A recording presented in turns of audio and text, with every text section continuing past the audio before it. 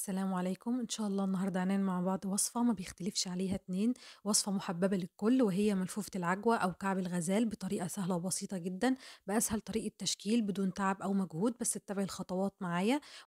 وهتطلع معاكِ هشة وخفيفة والعجوة استحالة تنشف منِّك، بس اتبعي الخطوات معايا. يالّا بينا نشوف المقادير والطريقة، بس قبل ما نبدأ ما تنسوش تصلّوا على النبي صلى الله عليه وسلم، ولو عجبتكم الوصفة ما تنسوش تدعموني بلايك عشان توصل لأكبر عدد.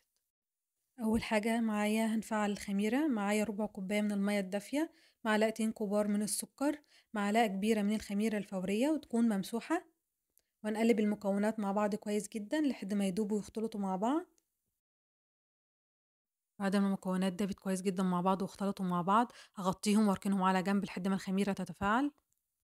نبدأ نحضّر بقية المكونات وهي عبارة عن نُص كيلو من الدقيق، ده دقيق متعدد الأغراض عادي جدًا، معايا كمان عليه نُص معلقة صغيرة من البيكنج باودر، معايا ربع معلقة صغيرة من الملح، هاقلّب المواد الجافة كويس جدًا مع بعض.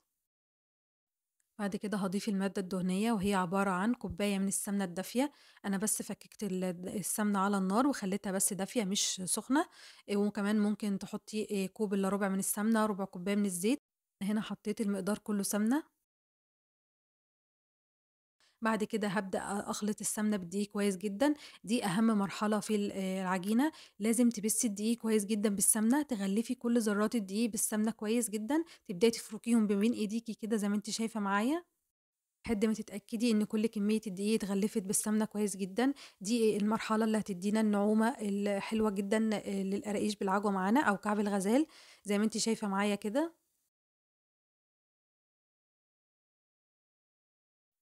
بعد ما اتأكدت إن الدقيق كله اتغلف بمقدار المادة الدهنية اللي معايا، وبقت عاملة زي العجينة كده زي ما أنتم شايفين، لمّا باتَّك عليها بتبقى زي العجينة وبارجع أفرُكها بتتفرك معايا تاني عادي جدًا، يبقى أنا كده وصلت للمرحلة اللي أنا عاوزاها. بعد كده هتكون الخميرة اتفاعلت معايا زي ما أنتم شايفين،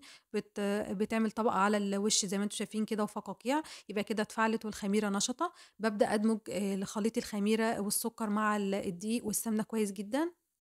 واخلّي الدقيق يشرب خليط الخميرة كويس جدًا، طبعًا كمية السوائل اللي كانت في الخميرة مش كافية إنها تلم العجينة معايا، فأنا معايا كوباية من اللبن الدافي جنبي، هابدأ أضيفها بالتدريج لحد ما العجينة تلم معايا، ممكن كمان تخلّي العجينة كلها بالمَيّة عادي، بس أنا هنا حبيت عشان تدّي طعم أحلى اللي أنا أدمج معاها اللبن، فأنا هنا بابدأ أضيف اللبن بالتدريج، وطبعًا اللبن لازم يكون دافي عشان إحنا في الشتا، وده بيسرّع نشاط الخميرة أكتر معانا. وزي ما أنتم شايفين كده معايا بدأت أدمج كويس جدًا لحد ما هاوصل لعجينة طرية، خلّي بالكم إن إحنا في عجينة القراقيش بنلِم بس مش بنعجن، أنا مش عاوزة يكون ليها عرق، خدت معايا حوالي نُص كوباية من اللبن ومعلقتين، وعشان أتأكد إن أنا وصلت لقوام العجينة المضبوط، باخد قطعة من العجينة وأكورها ما بين إيدي كده وأفردها، طالما ما حصلش أي تشقُّقات يبقى دي العجينة المضبوطة، أغطّيها وأسيبها ترتاح 10 دقايق، ترتاح بس يا جماعة مش تخمر. وعلى ما ترتاح العجينة هابدأ أحضّر العجوة معايا باكيت عجوة 500 جرام، ضِفت عليه معلقة كبيرة من الزبدة الطرية أو ممكن كمان سمنة، بابدأ أدمجهم مع بعض كويس جدًا لحد ما العجوة تبقى طرية جدًا معايا، وبعد ما العجينة ارتاحت معايا حوالي 10 دقايق زي ما أنتم شايفين معايا كده، هابدأ آخُدها وأقسّمها ل3 قطع متساوية، عملتها على هيئة رول عشان يكون تقسيمها أسهل ليّا، وبدأت أقسّمها لحوالي 3 قطع متساوية. وكل قطعة لمّيتها زي ما أنتم شايفين معايا كده بالشكل ده، بعد كده هابدأ أشتغل فيهم، هاجيب أول قطعة أنا عملتها وهابدأ أدمجها ما بين إيديّا كويس جدًا، زي ما أنتم شايفين معايا كده، كده هابدأ أفردها على شكل مستطيل فردة بسيطة، يعني بسمك يكون سميك زي ما أنتم شايفين معايا كده، بافردها بالنشابة بالراحة كده، بعد ما فردتها على شكل مستطيل هاجيب قطعة من العجوة أعملها على شكل اسطواني يكون سميك زي ما أنتم شايفين معايا كده، وهابدأ أقفّل عليها العجينة، هاقفّلها كويس جدًا. وأبدأ أضغط على الأطراف وأقفلها كويس زي ما أنتم شايفين معايا كده، وما اخلّيش العجوة باينة منها خالص، وبعد كده هالفّها لفتين رول كده، وهاركنها على جنب، وهاكرر نفس الخطوات في بقية الكورتين الباقيين، زي ما أنتم شايفين باجيبها وافردها على هيئة مستطيل، واجيب قطعة من العجوة على شكل اسطواني، وأبدأ أقفّل العجينة عليها كويس جدًا، ما اخلّيش العجوة باينة منها خالص، وأقفل الأطراف كويس جدًا زي ما أنتم شايفين معايا كده، واقفل جميع الأطراف وأتأكد إن العجوة مش باينة منها، وبعدها بابرمها برمتين كده على شكل رول.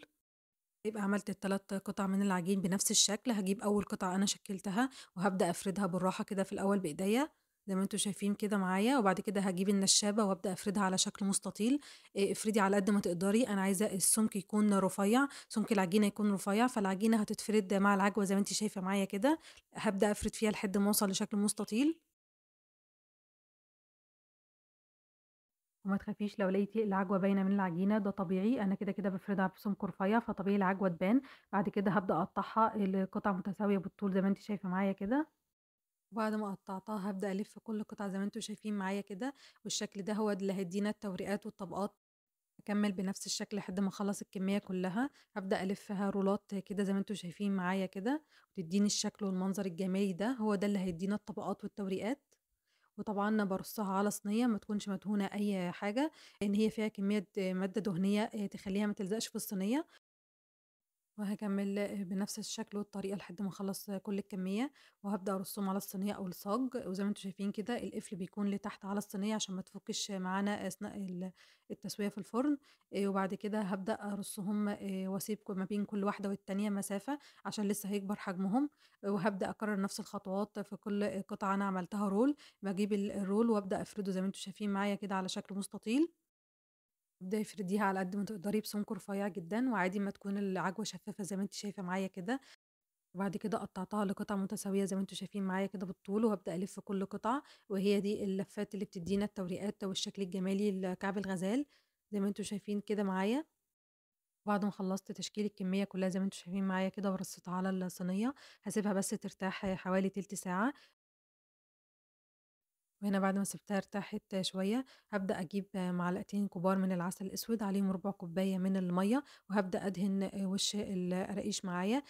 لو مش متوفر عندِك العسل الأسود ممكن تدهنيهم بمعلقتين كبار من اللبن. أنا بس بادهنهم عشان أعرف أثبِّت عليهم السمسم، بعد كده بارُش على كل واحدة منهم سمسم، وده اللي هيخلّيه يثبت على القراقيش.